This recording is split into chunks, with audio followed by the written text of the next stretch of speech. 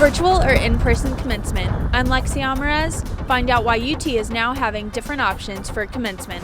Let the hunt begin. I'm Maya May with how the 2021 hunting season will be affected by the ammunition shortage.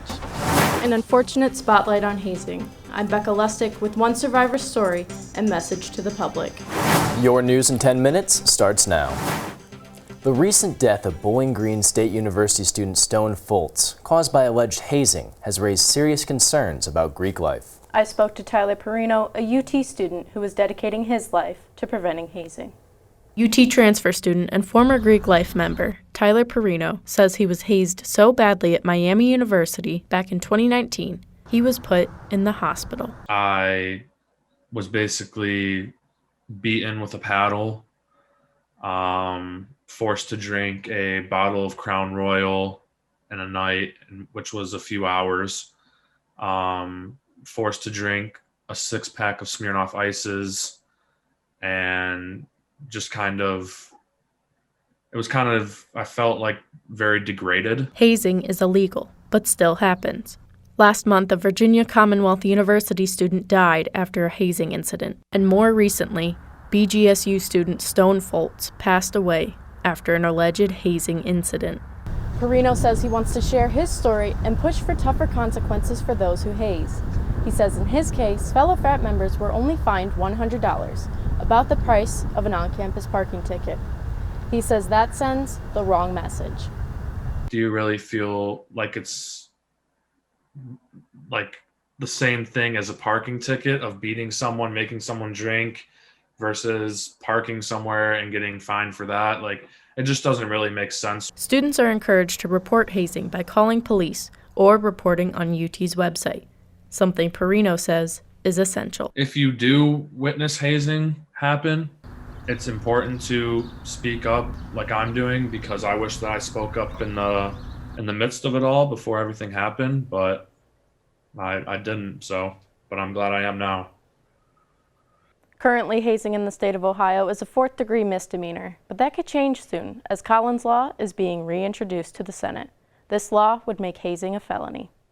Continuing coverage now on a story we brought you 2 weeks ago. The university is reversing their decision for a virtual graduation to something closer to what we had pre-COVID. UT 10's Lexi Alvarez joins us now live on campus. Lexi, what's graduation going to look like? Graduation will be held at the Glass Bowl like usual, but will be a social distance event with masks and limited tickets for guests. A virtual option is also available for students.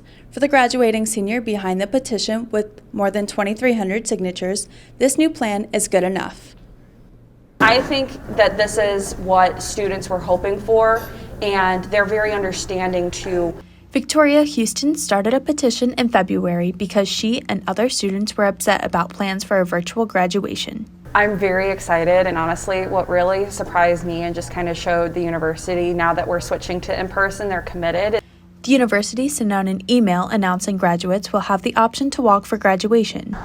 Now that Ohio is allowing outdoor events to reopen with a limited capacity, UT is planning an in-person commencement with social distancing and the option to attend virtually. All who will attend the ceremony must wear a mask and stay 6 feet apart from others. Commencement this spring will be held right here at the Glass Bowl. Graduates from the class of 2020 are allowed to walk this spring as long as they RSVP, something Houston will do, even though graduation is not the same from past ceremonies. We understand there's still a pandemic, but let's do this in a safe way. Let's have this moment, but do it safely.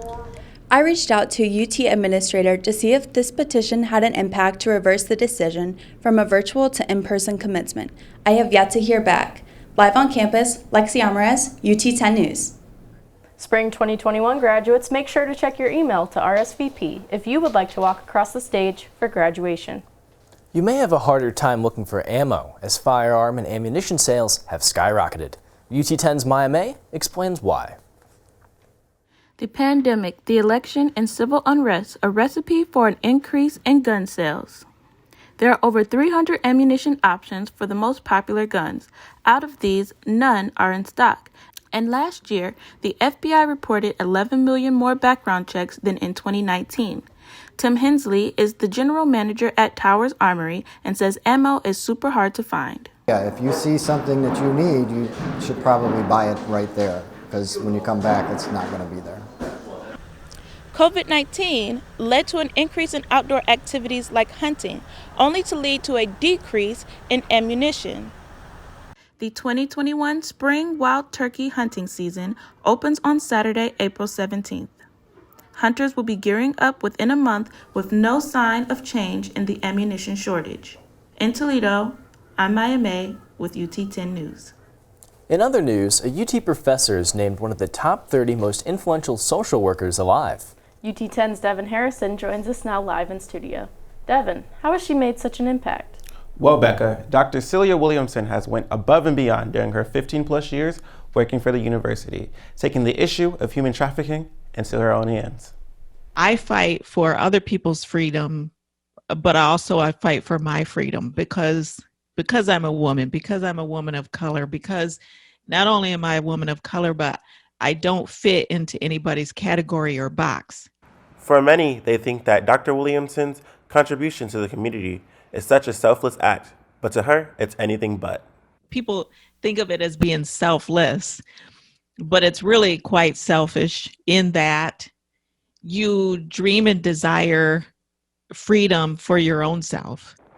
However, she has carried this desire for freedom onto UT's campus, creating a reliable resource for like-minded students and faculty looking for change.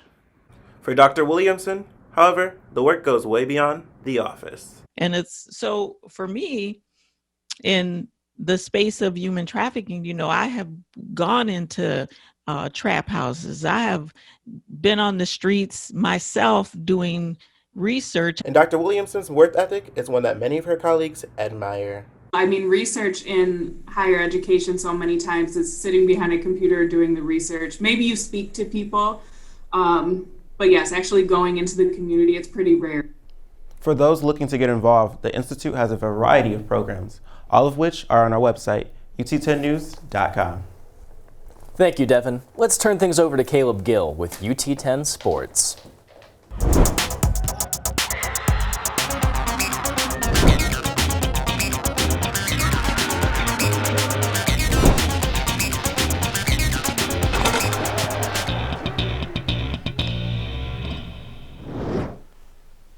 I'm Caleb Gill, and this is your UT 10 Sports Report. The volleyball team took on their rival from right down I-75 on Tuesday. But first, the men's basketball team traveled to Cleveland to play in the MAC tournament. The Rockets played the Ball State Cardinals in the MAC championship quarterfinals, but they were no easy match. Even with senior guard Marion Jackson scoring 29 points, the Rockets still needed overtime to defeat the Cardinals, winning 91-89. Rockets also had strong performances from junior forward JT Shoemate, who scored 16 points, and also freshman guard Ryan Rollins, cashing in for 14 points. The semifinal game for the Rockets was another close one, but the result was much different than the quarterfinal game. Even with another strong performance from Marion Jackson, the Rockets were never able to get a lead versus the Bobcats. Rockets trailed by as much as 18 points in the second half, but that did not stop Jackson from trying to make a late game rally. Jackson was able to help get the Rockets back within 7 with a little over a minute left, before the Bobcats answered right back. Jackson would go on to finish with another 29-point game, but the team lost 87-80 to the Ohio Bobcats, who would go on to win the MAC championship. The Rockets volleyball team took on their rivals, the Bowling Green Falcons, this past Tuesday. Rockets knew it was going to be a tough matchup, with Bowling Green being undefeated heading into the match. Freshman Taylor Alt was a star player for the Rockets, leading the way with 21 kills, but that was still not enough to defeat the Falcons. The women dropped their first 2 sets by a combined 15 points before coming back and winning the 3rd set.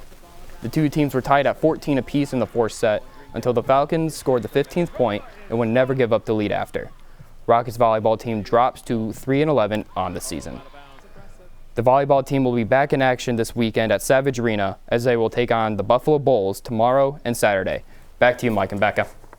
Thank you, Caleb. Finally, this afternoon, check out the digital news section of ut10news.com for extra content you won't find anywhere else. This week, Keegan Shannon takes you to a popular place during the week of St. Patrick's Day, the Blarney Irish Pub. Plus, he reviews a special menu item for Lent. Well, that does it for this week's UT10 News. Make sure to follow us on social media, catch replays of our newscasts on YouTube, and listen to 88.3 WXUT FM. For Michael Sandlin and the entire UT10 News crew, I'm Becca Lustig. Have a great day.